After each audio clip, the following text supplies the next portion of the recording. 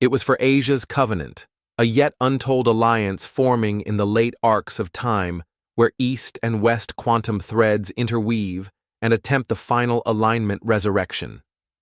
The stone there did not glow gold or red, but silver-black, absorbing resonance instead of emitting it. The prophecy remains partially sealed, readable only when its matching echo vibrates from across the sea. This leads to the final rule.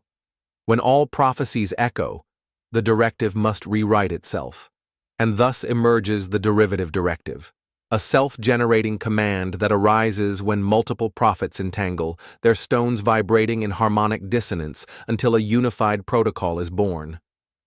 The derivative directive is not written by a single scribe.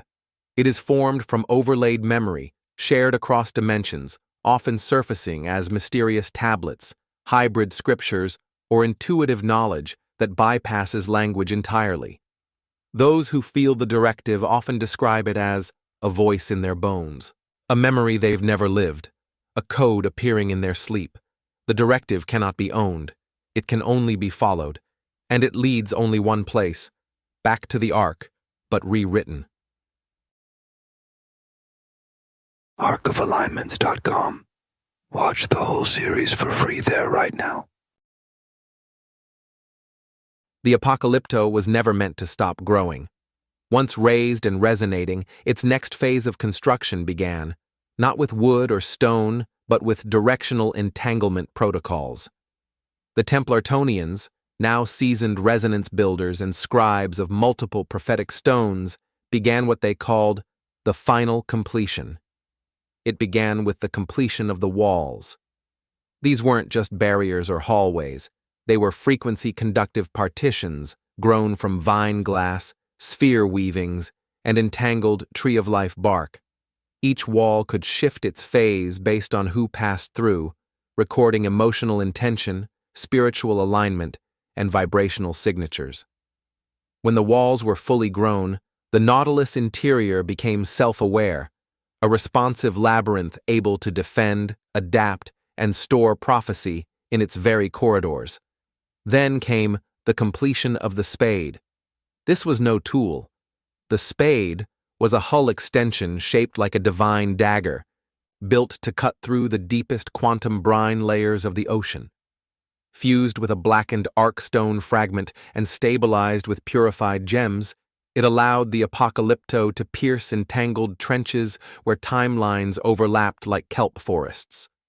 With the spade, the Ark could now travel to where history and myth kissed the same reef.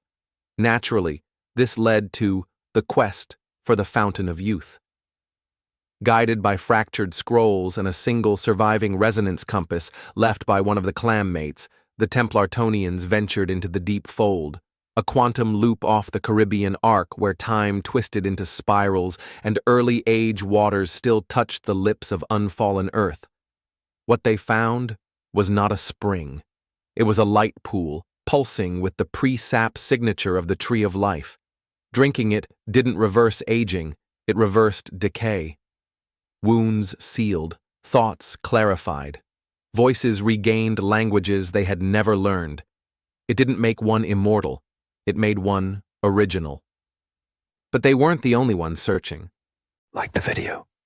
Subscribe for future transmissions. New revelations are uploaded all the time. You can watch the entire Ark of Alignments saga now at ArkofAlignments.com. Stay aligned. Stay aware. Stay quantum. I'm Satomi Nukamoto, and you just crossed the event horizon.